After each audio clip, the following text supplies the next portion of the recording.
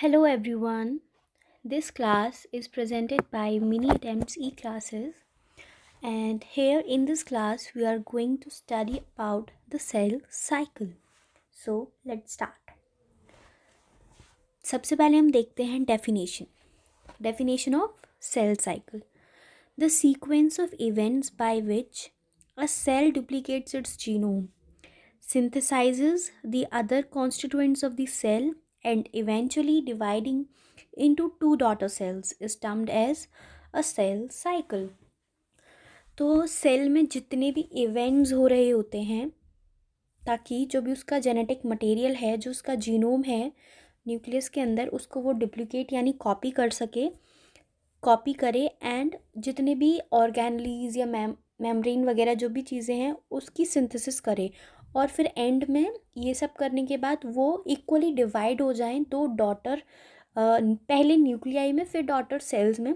इस पूरे प्रोसेस को हम क्या बोलते हैं? Cell cycle. तो कुछ की पॉइंट्स देख लेते हैं. During cell division, DNA replication and cell growth also takes place in a coordinated order. तो जो सेल डिवीजन होता है उसमें डीएनए रेप्लिकेशन और सेल ग्रोथ कोऑर्डिनेटेड ऑर्डर में होता है. कोऑर्डिनेटेड मतलब जैसे क्या होगा, डीएनए रेप्लिकेशन कहाँ होगा? हमारा न्यूक्लियस के अंदर. और जो सेल ग्रोथ होती है वो साइटोप्लाज्म की ग्रोथ होती है. तो ये दोनों अपने साथ साथ होते रहते हैं. Cell growth is in terms of cytoplasmic increase, मतलब जो भी साइटोप्लाज्म होता है उसका कंटेंट इंक्रीज होता है. Replicated DNA are then distributed to the daughter nuclei. जो भी रेप्लिकेटेड डीएनए होते हैं वो क्या होते हैं? डिस्ट्रीब्यूट हो जाते हैं डॉटर न्यूक्लियाई में. रेप्लिकेशन जानते हैं ना हम लोग, रेप्लिकेशन क्या होता है डीएनए का? तो क्या होता है हमारा डीएनए रेप्लिकेशन, जो अपना डबल स्ट्रैंडेड डीएनए होता है उसको कॉपी हो जाना. ठीक है, वो कॉपी जो हो जाता है उसको ही हम रेप्लिकेशन बोलते हैं. फिर उसके बाद ट्रांसक्रिप्शन, ट्रांसलेशन वगैरह वगैरह होता है, वो हम आगे देखेंगे. These events are under genetic control. ठीक है, जेनेटिक कंट्रोल होता है क्योंकि हम ये सेलुलर लेवल पर कर रहे हैं. हमारा इसमें कोई हम कंट्रोल नहीं कर सकते हैं. जो क्रोमोजोम्स हैं, जो डीएनए है, वही डिसाइड करें. In human cell divides every 24 hour. ठीक है, जो ह्यूमन सेल है वो हर 24 आवर में एक बार डिवाइड करता है. And in yeast every 90 minutes it divide. तो जो यीस्ट है वो हर 90 मिनट में एक बार डिवाइड होगा.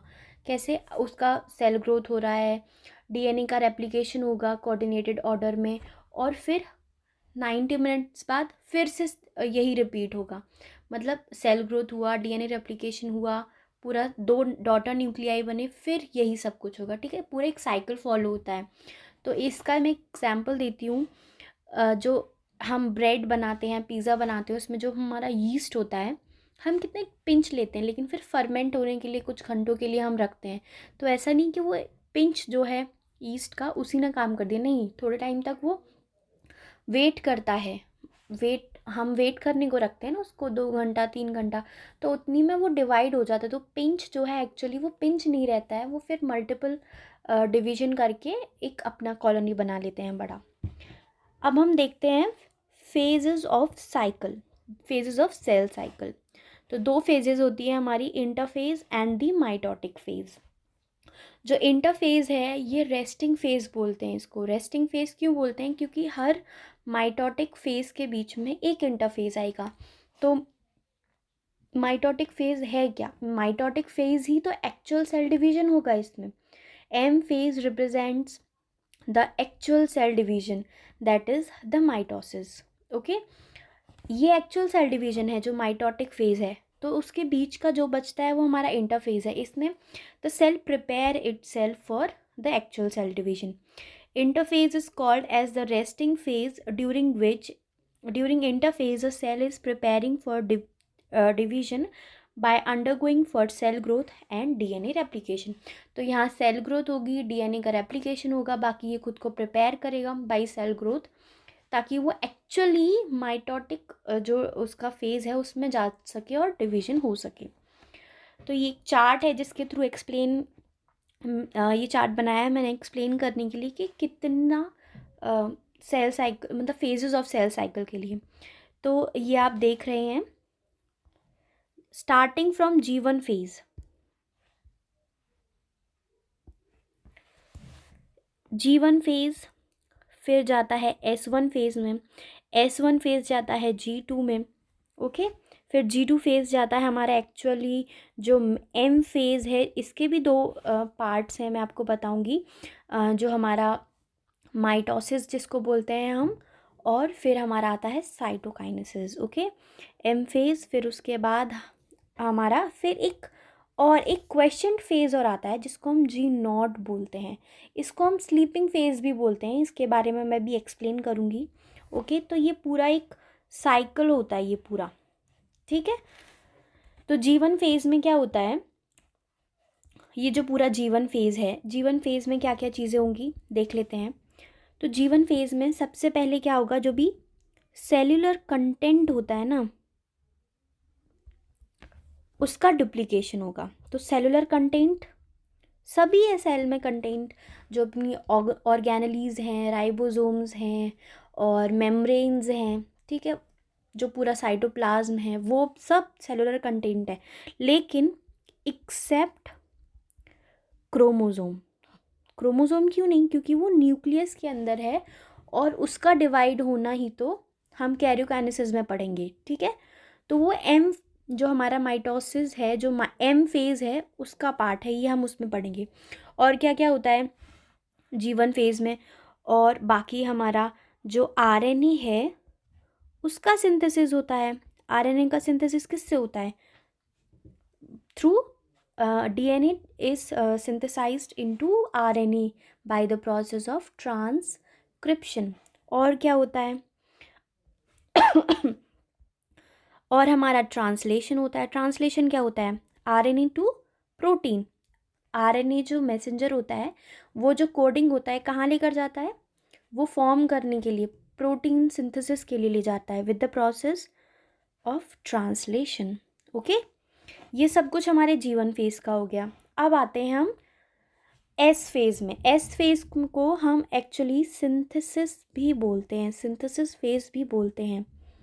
क्यों बोलते हैं इसको हम सिंथेसिस फेज, हम इसको सिंथेसिस फेज इसलिए बोलते हैं क्योंकि इसमें हमारा जो DNA है उसका रेप्लिकेशन हो रहा है। अगर हमारा DNA X था पहले इन टोटल, तो अभी 2X हो चुका होगा। यानी कि हमारा DNA कैसा होता है, डबल स्ट्रैंडेड। एक नॉर्मल एनिमल सेल का अगर हम एग्जांपल लें तो डबल स्ट्रैंडेड DNA होता है, तो वो ऑलरेडी क्रोमोसोम स्ट्रैंड्स बनाते हैं, डबल स्ट्रैंडेड होता है, तब जाके एक DNA बनता है। तो वो ऑलरेडी 2C है, उसका 4C हो जाता है क्योंकि वो ऑलमोस्ट डबल हो गया, ठीक है। लेकिन अगर हम क्रोमोसोम की बात करें तो क्रोमोसोम के साथ ये नहीं होता, क्रोमोसोम का नंबर नहीं बढ़ता है, उसका कंटेंट बढ़ जाता है। ओके, फिर आता है हमारा G2 फेज। तो G2 फेज क्या होता है, ग्रोथ 2 फेज है। G2 फेज क्या है हमारा, ग्रोथ 2 फेज है।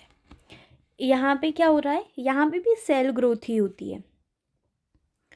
सेल ग्रोथ के साथ साथ यहाँ पे सेल खुद को और प्रिपेयर कर रहा होता है to go into the actual M phase, ठीक है। ये हमारा इतना हमारा एक्चुअल एम फेज है। ओके, अभी हम आते हैं एम फेज पे। जो हमारा एम फेज है, अब वो कैसे डिवाइड होता है, अब वो डिवाइड होता है माइटोसिस और साइटोकाइनेसिस में। तो माइटोसिस का पार्ट क्या क्या है, हमारा prophase, metaphase, anaphase, telophase. Okay, फिर उसके बाद साइटोकाइनेसिस होती है। साइटोकाइनेसिस क्या है, डिवीजन ऑफ साइटोप्लाज्म। तो ये पूरा भी हम आगे देखेंगे, मैंने एक ओवरव्यू दिया है, पर अभी आपको मेन फोकस ये चीज़ों पे करना है, G1, S और G2। ये आपको पता होना चाहिए किस फेज़ में क्या हो रहा है। आगे बढ़ते हैं। अब हम आ गए अपना माइटोटिक फेज़ पर। ओके, तो माइटोटिक फेज क्या है, starts from the karyokinesis and ends with the cytokinesis. तो पूरा माइटोटिक फेज है ना, तो माइटोटिक फेज में मैंने बोला ना, माइटोसिस एंड द साइटोकाइनेसिस। तो माइटोसिस में ही हमारा क्रोमोसोम का सेपरेशन हो रहा है, फिर न्यूक्लियस हमारा डिवाइड हो रहा है, और एंड किस पे कर रहा है, cytokinesis, that is the division of cytoplasm. ठीक है, तो अभी हमारा मेन फोकस इंटरफेज पे है, फिर उसके बाद इंटरफेज होगा, फिर इंटरफेज के बाद हमारा पूरा एम फेज आएगा, पूरा एक्सप्लेन करेंगे। अभी focus for interphase. G1 phase हमने डिवाइड किया इसको, ऑलरेडी 3 फेजेस में डिवाइड किया है, G1, S एंड G2। तो G1 फेज क्या है, इसको हम गैप 1 फेज भी बोलते हैं। This phase corresponds to the interval between mitosis and the initiation of DNA replication. ठीक है, तो G1 हमने अभी पीछे देखा था कि S फेज में क्या हो रहा था, डीएनए का रेप्लिकेशन हो रहा था। तो इट इज़ बिटवीन G1 जो है हमारा माइटोसिस और S के बीच में है। देखिए G1 है ये, G0 को हम कंसिडर नहीं करते हैं एज अ फेस, क्योंकि वो एक क्वेश्चन स्टेज है, तो हम उसको कंसिडर नहीं करते हैं, फेस की तरह कंसिडर नहीं करते हैं। हम सोचते हैं ये डायरेक्ट एम फेस के बाद G1 फिर S, तो S और एम फेस के बीच में G1 है। G1 में क्या हो रहा है, डीएनए रेप्लिकेशन हो रहा है, S में डीएनए रेप्लिकेशन हो रहा है, और एम फेज तो इन दोनों के बीच का फेज है, इसीलिए हमने इसको गैप 1 बोला। ठीक, और इसीलिए हमने बोला कि ये जो माइटोसिस और इनिशिएशन ऑफ डीएनए रेप्लिकेशन के बीच का स्टेज है। Okay, during G1 phase the cell is metabolically active and continuously grows but does not replicate its DNA। जैसे मैंने कहा था डीएनए रेप्लिकेशन तो एस फेज में हो रहा है, तो यहाँ पे क्या हो रहा है, बस अपना सेल जो भी सेलुलर कंटेंट है उसका डुप्लीकेशन होगा एक्सेप्ट क्रोमोसोम। ठीक है, और हमारा आरएनए जो एम आरएनए है उसका सिंथेसिस होगा। अब एस फेज देख लेते हैं, एस फेज को हम क्या बोलते हैं, synthesis phase. Okay, during this phase DNA synthesis और रेप्लिकेशन टेक्स प्लेस। ठीक है, डीएनए का रेप्लिकेशन हो रहा है, रेप्लिकेशन भी तो सिंथेसिस से ही होगा ना। DNA per cell doubles during this stage but the chromosomes remains the same. ठीक है, तो डीएनए डबल होगा, क्रोमोसोम के साथ कोई छेड़छाड़ नहीं की जाएगी। In animal cell during the S phase DNA replication begins in the nucleus but the centriole duplicates in the cytoplasm। ठीक है, तो एनिमल सेल की अगर हम, ये बहुत इंपॉर्टेंट पॉइंट है, ये मैंने पहले छोड़ दिया। एस फेज में एनिमल्स में जो डीएनए रेप्लिकेशन है वो होगा न्यूक्लियस में, बट जो सेंट्रियोल है उसको कैसा कंसिडर किया जाएगा, centriole will be considered as a normal cellular content. ठीक है, उसको नॉर्मल सेल के कंटेंट की तरह ही वो साइटोप्लाज्म में होगा। जैसे साइटोप्लाज्म में और सारे ऑर्गेनेलीज और सारे कंटेंट्स जो हैं, कॉन्स्टिट्यूएंट्स जो हैं डिवाइड हो रहे हैं, उसी तरीके से सेंट्रियोल भी वहीं पे डुप्लीकेट होगा। फिर हम आते हैं G2 फेज पे, जिसको हम बोलेंगे गैप 2 फेज। ठीक, during this period protein are synthesized in preparation for mitosis while cell growth continues. Okay, तो इधर क्या हो रहा है, इधर हो रहा है अपना जो प्रोटीन है, ठीक है, जो प्रोटीन है उसकी सिंथेसिस हो रही है, कौन से प्रोसेस से, बाय ट्रांसलेशन। ठीक बाकी अपना ग्रोथ सेल का जैसा चल रहा था वैसा चलेगा, बाकी और इतना इम्पोर्टेंट कुछ होता नहीं है।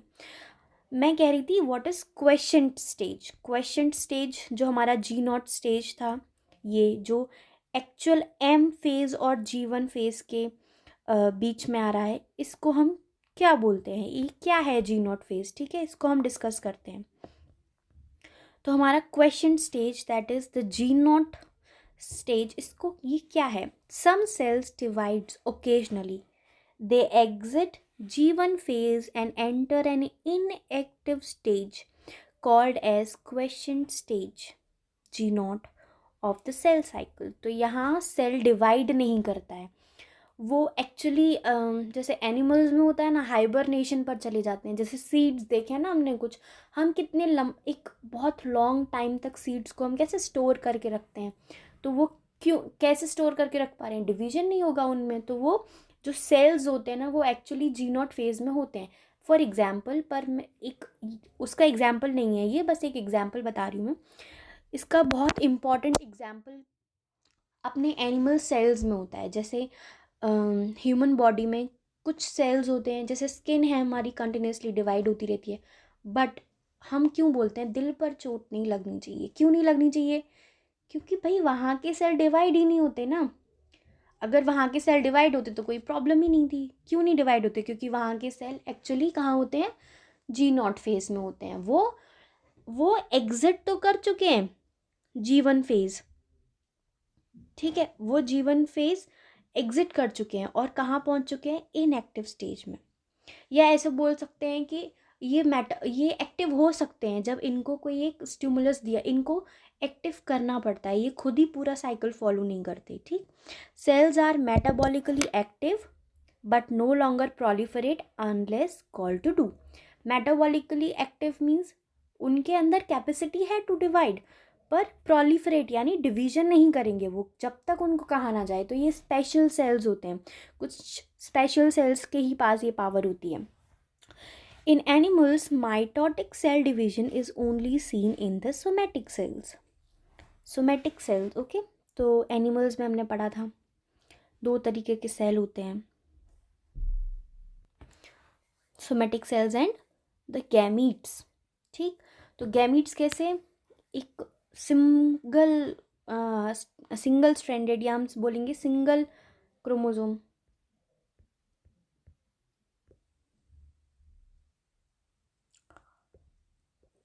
ठीक है। तो जो हमारा मतलब डिप्लॉइड सेल्स, जो सोमेटिक सेल्स हैं वो डिप्लॉइड होते हैं, बाकी दूसरा कौन सा होता है? गैमेट, जो कि हैप्लॉइड होते हैं। तो एनिमल्स में अगर जो माइटोसिस है हमारा, वो सिर्फ डिप्लॉइड यानी सोमेटिक सेल्स में ही होगा, गैमीट्स में कभी भी माइटोसिस नहीं होगा। लेकिन प्लांट्स के साथ ऐसा नहीं है। प्लांट्स में कैसा ना, सेल डिवीजन हैप्लॉइड में भी और डिप्लॉइड में, दोनों में ही माइटोटिक होगा। हम आ गए अब अपने माइटोटिक फेज में। तो माइटोटिक फेज को हम इक्वेशनल डिवीजन बोलते हैं। क्यों? क्योंकि जितने न क्रोमोसोम कहाँ थे? पेरेंट्स में थे, उतने ही प्रोजनी यानी डॉटर सेल्स में भी होंगे, ठीक है। और ये जो बहुत प्रोग्रेसिव होता है पूरा प्रोसेस, क्लियर कट लाइंस नहीं बना सकते हैं कि कौन सा प्रोफेज है, कौन सा एनाफेज, ठीक है, कौन सा मेटा। तो जो हमारा माइटोसिस होता है वो कितनी फेजेस में डिवाइड है? Into 4। Mitosis, prophase, metaphase, anaphase and telophase, okay. सबसे पहले पढ़ते हैं हम प्रोफेज के बारे में।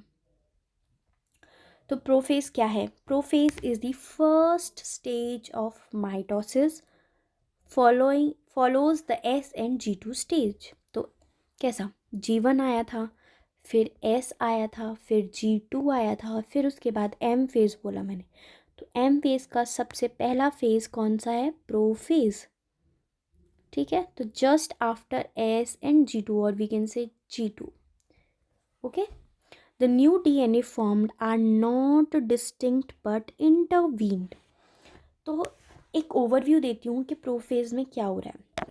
प्रोफेज में क्या हो रहा है ना, जो DNA था वो हम नहीं देख सकते कि कौन सा DNA, पर कहीं ना कहीं ना एक एंटेंगल्ड मटेरियल क्रोमोसोम का प्रेजेंट होता है ना। जैसे गुथा हुआ आटा है, मम्मी ने आटा लगाती हैं, जो आटा गुथ के आता है, अभी वो है क्रोमोसोम का जो भी हालात है। तो क्रोमोसोम ही तो बनाता है ना DNA। तो अभी हम DNA को डिस्टिंक्ट नहीं कर सकते हैं, मतलब अलग अलग नहीं बता सकते हैं।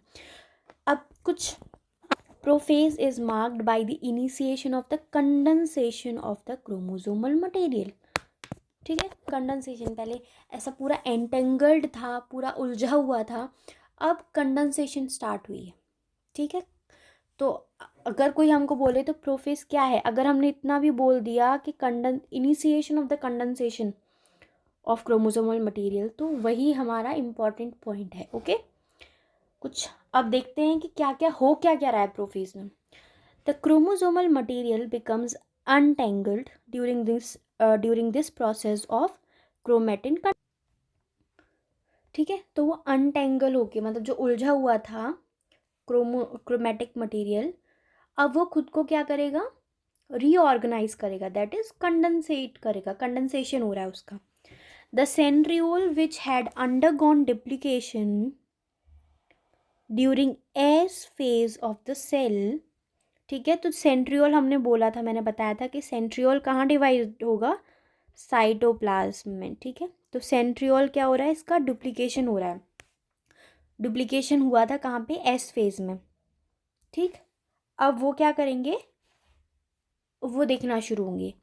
The completion of prophase can thus be marked by the following characteristic events.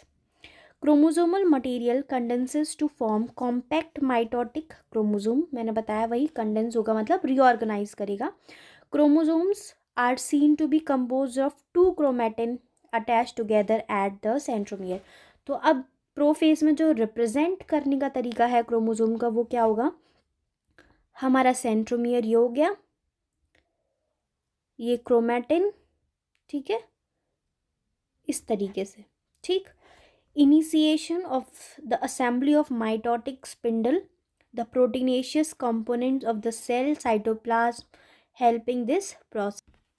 तो जो भी हमारा जो माइटोटिक स्पिंडल है वो क्या करने लगेगा, असेंबल, पहली बार तो फॉर्म होगा, ठीक है, फॉर्मेशन स्टार्ट होगा प्रोफेज में, और फिर वो खुद को कहाँ असेंबल कर लेगा, to the periphery of the cell, ठीक है। तो जो हमारा माइटोटिक स्पिंडल होता है क्या होता है, ये माइक्रोट्यूब्यूल्स होते हैं और प्रोटीन का अरेंजमेंट होता है, जो भी हमारी फाइबर हैं, ठीक है, फाइबर्स मिलकर क्या बना रहे हैं, माइक्रोट्यूब्यूल्स, और जो माइक्रोट्यूब्यूल्स हैं वो मिलकर माइटोटिक स्पिंडल बना रहे हैं, ठीक है। फिर इस पे हमारे माइक्रोट्यूब्यूल्स कनेक्ट होंगे, जो कि साइड सेंट्रोमियर से कनेक्ट होंगे, अभी सब कुछ बताया जाएगा। तो क्या क्या हुआ है यहाँ पे, क्रोमोसोम मटेरियल कंडेंस हुआ था, ठीक है, और उसने क्रोमोसोम मटेरियल कंडेंस हुआ और फिर कॉम्पैक्ट माइटोटिक क्रोमोसोम बनाया इस तरीके से, जिसमें बीच में सेंट्रोमियर था और ये हमारे क्रोमेटिड्स हो गए, ओके। फिर उसके बाद जो भी स्पिंडल माइटोटिक स्पिंडल था उसका फॉर्मेशन हुआ और उसने खुद को असेंबल किया to the periphery of the cells. At the end of prophase, Golgi complexes, endoplasmic reticulum, nucleolus, and other nuclear and the nuclear envelope are dissolved and cannot be seen under the microscope. जितनी भी organelles थी, जितनी भी membranes थी, nuclear envelope था, वो सब dissolve हो गया। डिज़ोल्व क्यों हुआ, स्पेस चाहिए सेल को क्रोमोसोम्स का सेपरेशन और डिवीजन करने के लिए, तो इसीलिए ये सब कुछ डिज़ोल्व हुआ। At the end of mitosis फिर से ये सब रिजॉल्व हो जाएगा और हमको एक सेल मिलेगा। तो प्रोफेज का हमको समझ में आ गया। अब हम देखते हैं मेटाफेज में। मेटाफेज में क्या हो रहा है, the complete integration of the nuclear envelope marks the start of the second phase of mitosis, ठीक। ये देखिए,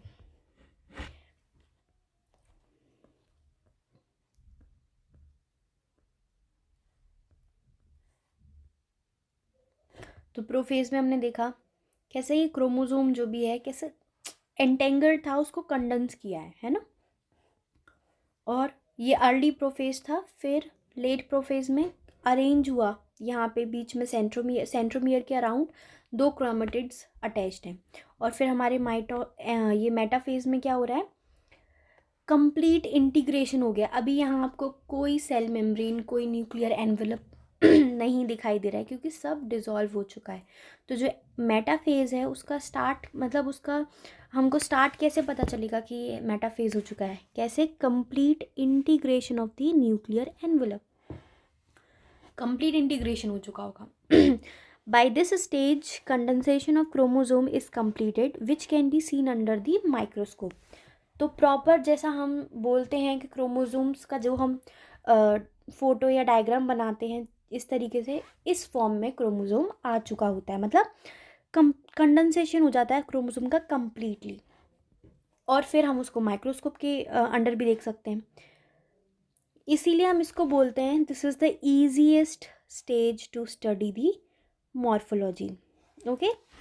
eight this stage metaphase chromosomes is made up of two sister chromatid which are held together by the centromeres, ठीक है, बोला ना, ये centromere हो गया, ये दो क्रोमेटिड्स हो गए। Small disc shaped structure at the surface of centromere is called the kinetochore. जो सेंट्रोमियर होता है वहाँ पे दो डिस्क शेपेड सरफेस प्रेजेंट है, इसको हम क्या बोलते हैं, काइनेटोकोर। इसका इम्पोर्टेंस क्या है, इसका इम्पोर्टेंस बहुत ज़्यादा है। क्यों? जो स्पिंडल फाइबर से माइक्रोट्यूब्यूल्स लग निकलते हैं वो यहाँ अटैच करेंगे। Okay, the spindle fibres attached to the kinetochore to drag the chromosome from the poles to the equatorial plate, है ना। फोटो में देखते हैं, ये क्या है हमारा स्पिंडल फाइबर। ओके, और क्या बोल सकते हैं, माइटोटिक स्पिंडल बोल दो,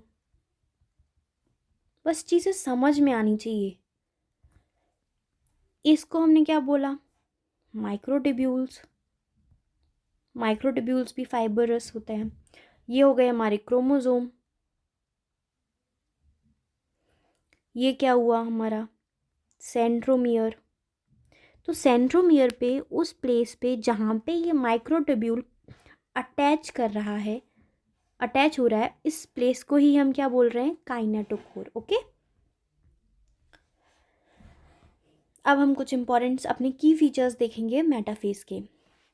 the key features of metaphase, spindle fibres attach to the kinetochore of chromosome. तो इस फेज में एक सबसे इम्पॉर्टेंट चीज़ जो देखने को मिली वो क्या हो रहा है कि काइनेटोकोर पर आके माइक्रोट्यूब्यूल्स अटैच हो रहे हैं।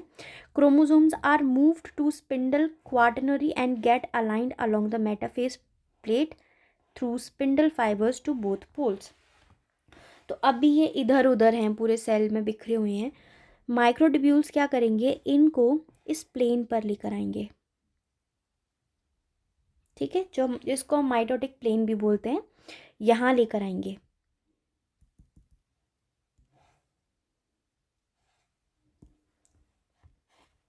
और क्या होगा यहाँ पे, ठीक है। फिर उसके बाद हम आगे की फेज में देखेंगे कि माइक्रोट्यूब्यूल्स इसको ड्रैग कर कर ऊपर ले जाएंगे ताकि 2 सेल्स बना सके। ठीक, ये देखिए, ये है एक्चुअल मेटाफेज स्टेज जो कि हमको माइक्रोस्कोप में भी देखने को मिलती है। यहाँ से स्टार्ट किया था पर मेटाफेज यहाँ तक ख़त्म होता है। Alignment of the chromosomes at the mitotic plate, okay, by the spindle fibre. अब हमारा सेकेंड फेज खत्म हो गया, मेटाफेज। अब एनाफेज की बारी आती है। अब एनाफेज में क्या होगा, at the onset of anaphase each chromosome is arranged at the metaphase plate. ठीक है, तो जो भी हमारी मेटाफेज प्लेट थी उस पर आके अरेंज हो गई है। तो मेटाफेज खत्म ही हुई थी ना यहाँ पे। अब यहाँ से क्या स्टार्ट होगा, अब इसके बाद से चीज़ें स्टार्ट होंगी, स्प्लिट साइमल्टेनियसली। यहाँ पे जो क्रोमोसोम्स थे जो अरेंज हुए हैं, अब ये स्प्लिट कर जाएंगे। स्प्लिट क्यों करेंगे, ड्यू टू दिस माइक्रोट्यूब्यूल्स। ठीक है, ये क्या कर रहे हैं, उसको ड्रैग कर रहे हैं पोल्स की तरफ। एक ये क्या होगा ना, एक क्रोमेटिड इधर आ जाएगी और दूसरी क्रोमेटिड इधर चली जाएगी। तो एंड में क्या होगा, ये इस तरीके से देखो, इस वाले पार्ट के पास ये आ जाएगा और इसके पास ये आ जाएगा। तो इसी हिसाब से दोनों के पास इक्वली आ जाएगा। ठीक, the two chromatids now referred to as chromosomes of the future daughter nuclei begins their migration towards the two opposite poles। ठीक है, तो यहाँ तक तो ये सिस्टर क्रोमेटिड्स कहलाए जा रहे थे, इनको हम सिस्टर क्रोमेटिड्स बोलते थे। पूरा क्रोमोसोम है ये, लेकिन इन दोनों को आपस में हम क्या बोलते थे, सिस्टर क्रोमेटिड्स, बहनें थी ये। अब इनको किसी ने अलग कर दिया, जुदा कर दिया। ठीक है, इस पूरे स्पिंडल एपरेटस ने इसको जुदा कर दिया। तो अब जुदा होने के बाद ये अपना अलग क्रोमोसोम है और ये अपना अलग क्रोमोसोम है। ठीक है, the two chromatids now refer to as chromosomes of the future daughter nuclei begin their migration towards the two opposite poles. As each chromosome moves away from the equatorial plate, the centromere of each chromosome is towards the pole and hence at the leading edge, the arms of the chromosome trailing behind. इसको हम इस diagram में देख सकते हैं, anaphase के diagram में देखिए। ये एनाफेज के बाद ये हुआ ना, मैंने बोला एक, अब ये दोनों सेम थी, इस तरीके से थे। अब ये इधर चला गया और ये इधर आ गया, देखा हमने। तो ये पोजीशन हम देख सकते हैं अपने क्रोमोसोम की कि जो सेंट्रोमियर है वो तो टुवर्ड्स द पोल है, बट जो क्रोमेटिड्स हैं, अब जिसको हम क्रोमोजोम, अभी भी क्रोमोजोम ही है, ये पूरा क्रोमोजोम है। ठीक है, ये पूरा क्रोमोजोम होता है। अगर हम सिंगल इसकी बात करते हैं तो इसको हम क्रोमेटिड्स बोलते हैं। ओके, तो ये पूरा है क्रोमोजोम, जिसमें से chromatids towards the metaphase plate होती हैं, और ये जो सेंट्रोमियर है वो टुवर्ड्स दी पोल होता है। The anaphase is characterised by the following key events. कुछ की इवेंट्स देख लेते हैं। Centromere split and chromatid separate. देखा अभी हमने कि जो सेंट्रोमियर है वो दो में स्प्लिट हुआ और फिर क्रोमेटिड्स सेपरेट हो गई, वो अलग क्रोमोसोम बनाएंगी। The chromatids move to opposite pole. देखिए इस डायग्राम में वो ऑपोजिट पोल पे आ चुकी है। अब कहीं ना कहीं हमको लग रहा है कि हाँ, बीच में कोई लाइन खींचते तो ये दो सेल्स बन जाएंगे, जो कि अभी आगे होने वाला है। तो यहीं पे हमारा एनाफेज फिनिश होता है। अब हम आ जाते हैं अपना लास्ट स्टेज पर, लास्ट फेज, टीलोफेज जिसको हम बोलेंगे, last phase of the mitosis. This is the beginning of last stage of mitosis. The chromosomes which have reached their respective poles decondense and lose their individuality. तो हमने देखा था prophase में condensation हुआ था। कंडेंसेशन मैंने बोला था ना, गुथा हुआ आटा था, मतलब एक थ्रेड्स थी उलझी हुई, उनको हमने रीऑर्गेनाइज किया, वो कंडेंसेशन था। अब यहाँ डीकंडेंस हुआ, जो भी ऑर्गेनाइज्ड वे में जो ऑर्गेनाइज्ड थ्रेड्स थी, जो क्रोमोसोम्स थे, हमने उसको फिर से उलझा दिया। ठीक है, वो पूरा अब हमको नहीं पता चलेगा, अब उनकी कोई इंडिविजुअलिटी नहीं देखने को मिलेगी। हम नहीं बता सकते एक अलग क्रोमोसोम है, ये अलग क्रोमोसोम है, वो पूरा एक क्रोमेटिन मटेरियल बना देता है।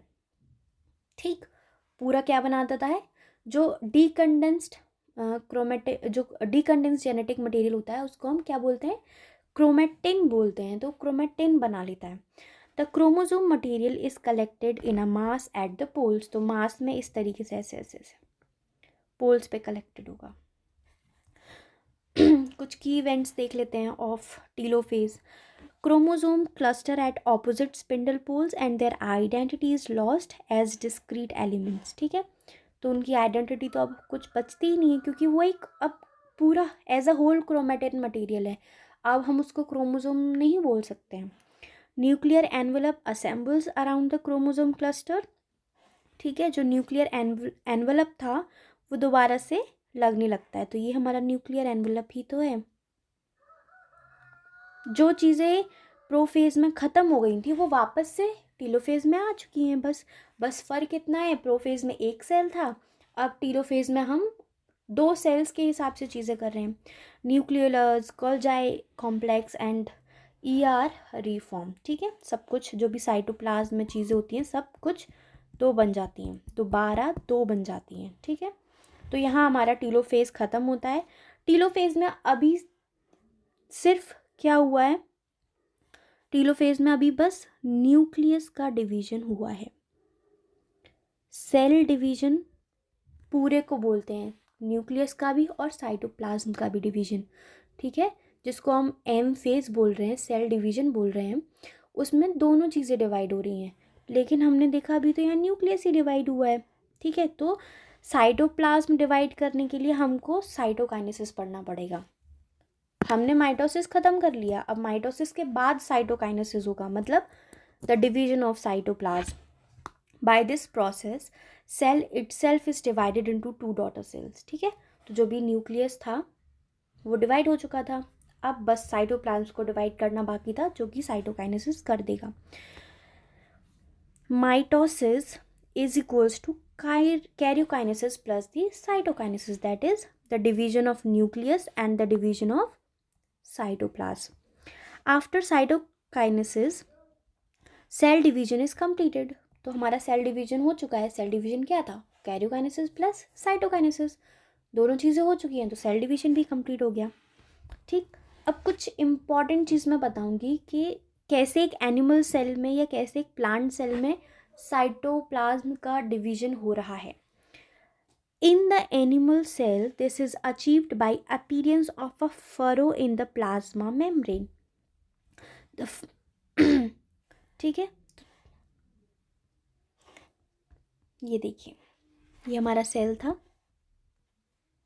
हमने एग्जाम्पल एक एनिमल सेल के लिया था। जो हमारा पूरा साइटोप्लाज्म है, जो प्लाज्म, ये पूरा साइटोप्लाज्म है, ये प्लाज्मा मेम्ब्रेन है। तो इसमें एक फरो बनता है, गड्ढा जैसा कुछ, है ना। और फिर इस तरीके से वो गहरा होता जाएगा और सेंटर तक पहुंच जाएगा। तो जब सेंटर तक पहुंच गया तो ऑब्वियस सी बात है, दो डॉटर सेल्स बन गए, ठीक है। तो एनिमल्स में क्या होता है, प्लाज्मा मेम्ब्रेन में फरो बनता है। The furrow gradually deepens and divides the cell into two, ठीक है। तो वो गहरा होता जाएगा और दो सेल्स में डिवाइड कर देगा। अब इम्पॉर्टेंट क्या है प्लांट्स का भी, प्लांट्स में कैसे दो सेल डिवाइड हो रहे हैं। The wall formation start at the centre of the cell and grows outward to meet the existing lateral walls. तो सेल में क्या होगा, यहाँ से स्टार्ट होगा और फिर वो पेरीफेरी तक जाएगा, ठीक है। तो डिफरेंस है एनिमल और प्लांट सेल में के साइटोकाइनेसिस में, जिसको आपको ध्यान रखना है। ये भी सीधे एनसीईआरटी की लाइंस हैं। अब एक चीज़ और डिस्कस कर लेते हैं, वो है सेल प्लेट, ठीक है। सेल प्लेट, जिस सेल प्लेट को हम डिस्कस कर लेते हैं एक बार। जब भी हमने देखा था कि माइटोटिक, जो माइटोटिक प्लेट था, वहाँ पे कैसे ना क्रोमोसोम अरेंज हुए थे, तो सेल प्लेट भी उसी तरीके से है, उसी को हम सेल प्लेट बोल रहे हैं। कि यहाँ से क्या होगा ना, सब कुछ जो भी जितनी भी प्रिकर्सर्स थे अपनी, the formation of new cell wall begins with the formation of simple precursors called the cell plate. तो यहीं से चीज़ों का फॉर्मेशन स्टार्ट होगा। और यहीं से जो मिडल लैमुलर है between the walls of adjacent cell, तो जो भी सेल, जो सेल वॉल है उसका दो दो सेल वॉल के बीच में एक क्या वॉल आती है, हमारा मिडल लैमुलर वॉल आती है, ठीक है। वो यहाँ पे बनती है सेल प्लेट में। तो ये बस इसका मतलब, जब वो सेल डिवाइड हो रहा होगा उससे मतलब है इसका, सेंटर में होगा पहली बात तो। ये जो भी हमारा जो भी इक्वेटोरियल प्लेन था वहाँ पे अरेंज होगा। और प्लस ये क्या होगा, दो सेल वॉल के बीच में जो मिडल लैमुलर वॉल थी वो यहाँ पे होगी, ठीक है, जो सेल प्लेट है। At the time of cytokinesis, organelles get distributed between two daughter cells. In some cells, karyokinesis is not followed by the cytokinesis, and hence multinucleate cells are formed. Okay? जैसे example दिया हुआ है, liquid endosperm इन coconut. मतलब क्या हो रहा है ना कि ये एक सेल था, इसके अंदर न्यूक्लियस था, ये न्यूक्लियस डिवाइड हुआ दो में, पर सेल साइटोप्लाज्म डिवाइड नहीं हुआ। मतलब karyokinesis is not followed by cytokinesis. Karyokinesis मतलब न्यूक्लियस का तो डिवीजन हो गया, पर साइटोप्लाज्म का नहीं हुआ। फिर फर्दर हुआ, इस दो न्यूक्लियस से और दो न्यूक्लियस बन गए, तो ऐसे एक मल्टी न्यूक्लिएट सेल बन गया। मल्टी न्यूक्लिएट सेल्स तो एनिमल्स में तो बहुत होते हैं ना, इसको एनिमल्स में हम सिंसाइटियम बोलते हैं, ठीक। बहुत से लोग सिंसाइटियम या सिंसीटियम भी बोलते हैं, ठीक। जैसे अपने कार्डिक सेल्स, ठीक है ना। और प्लांट्स में एग्जाम्पल है लिक्विड एंडोस्पर्म इन कोकोनट। ये हमारा इंटरफेस कंप्लीट हुआ हमारा। इंटरफेस क्या होता है, रेस्टिंग फेज होता है ना पूरा। तो इंटरफेस हमारा कंप्लीट हुआ, हमारा माइटोसिस कंप्लीट हो गया। अब देखते हैं हम कुछ significance of mitosis. Oh sorry, मैंने ये एक्सप्लेन नहीं किया। तो जो इंटरफेस था वो दो सेल्स के बीच का स्टेज है। तो यहाँ से हमारे एक सेल बना था, पहले इंटरफेस पे एक सेल था, फिर पूरा इंटरफेस के सारे स्टेजेस आए, फिर हमारा एम फेस के सारे स्टेजेस आए, जहाँ दोनों सेल मतलब एक सेल डिवाइड होकर दो सेल बनाया। अब ये दूसरा इंटरफेस है, मतलब एक साइकिल फॉलो हुई, यहाँ से एक सेल स्टार्ट हुआ था और यहाँ पे अब दो सेल आ चुके हैं, ठीक है ना।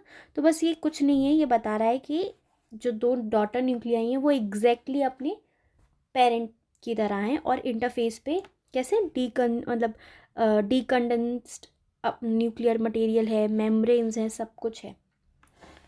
अब सिग्निफिकेंस देखते हैं माइटोसिस के, क्या क्या सिग्निफिकेंसेस हैं। Equational division is restricted to diploid cell animals only. तो माइटोसिस में अगर हम बात करें तो डिप्लॉयड एनिमल्स में डिप्लॉयड सेल्स में होता है, और प्लांट्स में मैंने बताया था ना, हैप्लॉइड और डिप्लॉयड दोनों में होगा। Mitosis results diploid cell same as their parent with identical genetic component. Mitosis results diploid cell. क्यों डिप्लॉयड सेल? ये सेल था, ठीक, हमने बस क्रोमोसोम के साथ कोई छेड़छाड़ नहीं की, बस हमने डीएनए को डबल किया। अगर डीएनए एन था तो हमने उसको 2n किया। फर्दर इसको डिवाइड करेंगे 2 से तो हमको तो सिंगल ही एन मिला ना। तो अगर ये सेल हम बोल रहे हैं ये डिप्लॉयड था, ठीक है, डिप्लॉयड था, इस एन को अगर हम ये 2n बोल रहे हैं, डिप्लॉयड था ये, तो अभी भी तो यहाँ डिप्लॉयड ही है ना। हमने सिर्फ नंबर इंक्रीज किया और फिर उसको डिवाइड किया, ठीक है। तो mitosis results diploid cell. It restored the nucleocytoplasmic ratio which was disturbed by the growth. तो पूरा मतलब ग्रोथ हुई इसीलिए थी ताकि वो डिवाइड इंटू 2 हो सके, तो ये न्यूक्लियोसाइटोप्लाज्मिक रेशियो को मेंटेन करता है। Mitosis helps in cell repair, क्योंकि माइटोसिस में क्रोमोसोम नंबर या डीएनए कोई चीज़ में चेंजेस नहीं आ रहे हैं, इसीलिए सेल रिपेयर में बहुत इंपॉर्टेंट है। सेल रिपेयर कैसे? हमारे एपिथेलियम जो चोट लग जाती है, एपिथेलियम क्या होता है? ये अपनी स्किन, ठीक है, इसमें चोट लग गई तो रिपेयर करने के लिए, क्योंकि यहाँ पे बस एक सेल का ग्रोथ हो रहा है और डिवाइड होके वो 2 बन रहे हैं, इसीलिए तो सेल रिपेयर में काम आता है। एग्जाम्पल एपिडर्मिस सेल्स जो हमारे स्किन के हैं। प्लांट्स में मेरिस्टेमेटिक टिश्यूज़, जो meristematic highly metabolically active cells जो हैं, जो कंटिन्यूसली डिवाइड करते रहते हैं प्लांट्स में, ठीक है, उनमें माइटोसिस होती है। मेरिस्टेमेटिक टिश्यूज़ में कैसे? जो एपिकल एंड लेटरल कैम्बियम है वो उनमें कंटिन्यूस ग्रोथ हो रही है, उसके लिए, ठीक है। कैसे? यहाँ अगर ये मेरिस्टेमेटिक टिश्यूज़ हैं तो इधर भी ग्रोथ हो रही है, इसको हम कौन सा बोलते हैं? Lateral cambium. और ऊपर भी ग्रोथ हो रही है कंटिन्यूसली, इसको हम क्या बोलते हैं? एपिकल ग्रोथ, ठीक है ना। तो वो बस कंटिन्यूसली डिवाइड हो रहे हैं, कंटिन्यूसली ग्रो हो रहे हैं और डिवाइड हो रहे हैं, यही है पूरा हमारा माइटोसिस। यहाँ कोई क्रोमोसोम के नंबर में चेंज नहीं आएगा, ना डीएनए के नंबर में। हाँ, वो डबल होंगे पर डिवाइड भी तो 2 से हो जाएंगे ना, तो कोई फ़र्क नहीं पड़ेगा, इसीलिए हम तो इसको क्या बोलते हैं? इक्वेशनल डिवीजन बोल रहे हैं, ठीक है। तो इसी के साथ आज हमारी माइटोसिस की क्लास ख़त्म होती है। नेक्स्ट क्लास में हम अब एक और सेल डिवीजन देखेंगे जिसको हम मियोसिस बोलते हैं। वो थोड़ा इससे टफ़र है, बट होप आप लोग वापस आइएगा और हम लोग मियोसिस पढ़ेंगे। Thank you so much.